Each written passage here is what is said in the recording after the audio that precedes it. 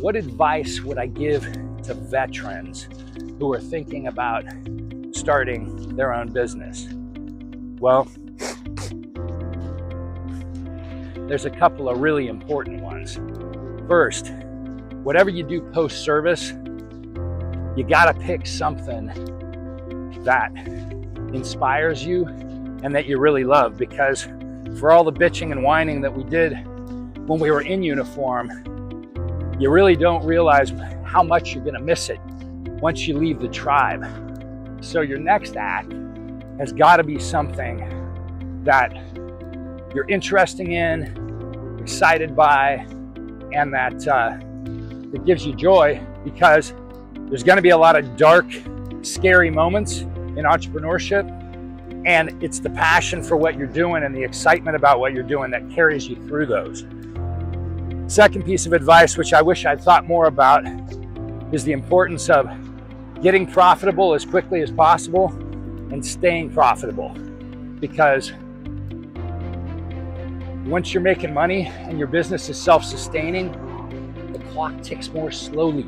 You make better decisions, and it's a hell of a lot more fun. If you're considering starting your own business after service, I would recommend that you first learn on someone else's dime, or do something to develop a skill that's not going to cost you everything that you've worked hard to save up, because there's so many pitfalls, and you can learn the hard way or you can learn the harder way.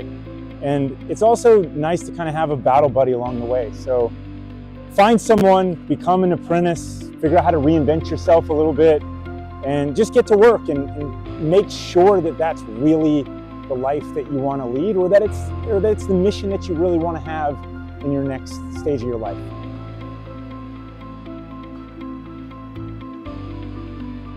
Now, veterans do face some challenges when they're transitioning.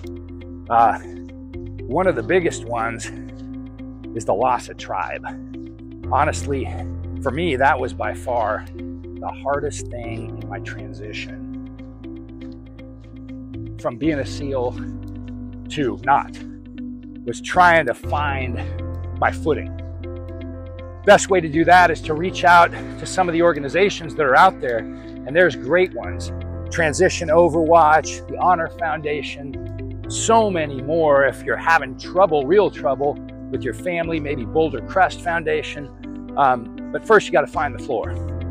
And then one of the other challenges is figuring out how to translate all the incredible knowledge that you have and leadership capabilities and managerial and operational execution skills, figuring out how to translate that from the military context into the civilian context.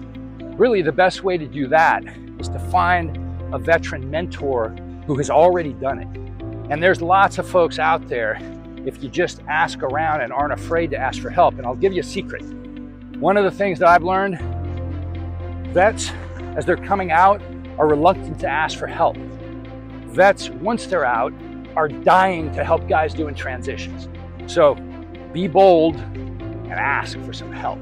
The biggest challenge that I think veterans face when transitioning is that they underestimate the transition. You've been trained to do a lot. There's a but coming. And the but is that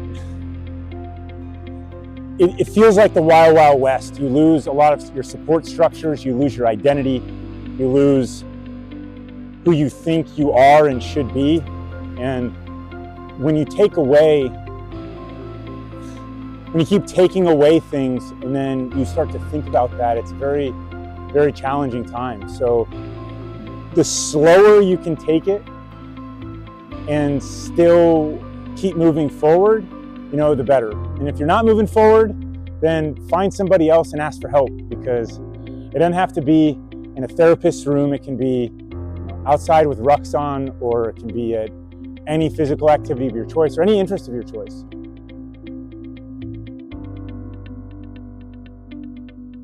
When people ask me about what resources they should look for in doing a transition from active service to civilian life, the ones that I love I mean, there are so many. Veterans Business Association, Transition Overwatch, the general population of veterans that are out there dying to help. Those are the best resources. And then there are some really great ones that are specifically designed. I mentioned Transition Overwatch. The Honor Foundation is another great one. Bottom line is, you gotta ask in order to get. If you want to develop new skills after service, the first thing that I recommend doing is using the post 9/11 GI Bill. You know, nobody ever says thanks to the American taxpayer. I'm saying thank you to the American taxpayer for helping me transition a lot more successfully than I would have. I learned a couple things, but more important than that, it was just time. It was time to kind of gather who I was and where I wanted to go. And I got to, you know, study some stuff and meet some interesting people that dramatically shifted the course of my life. And so find a new skill, knock on doors, put flyers out, write people old school letters. You know, do things a little bit the old fashioned way. Go find people, shake their hand, look them in the eye, introduce yourself. Learn how to do that kind of stuff, and it will serve you really, really well, because the world is not really full of that. And so if you're able to do that, it'll put you a step ahead.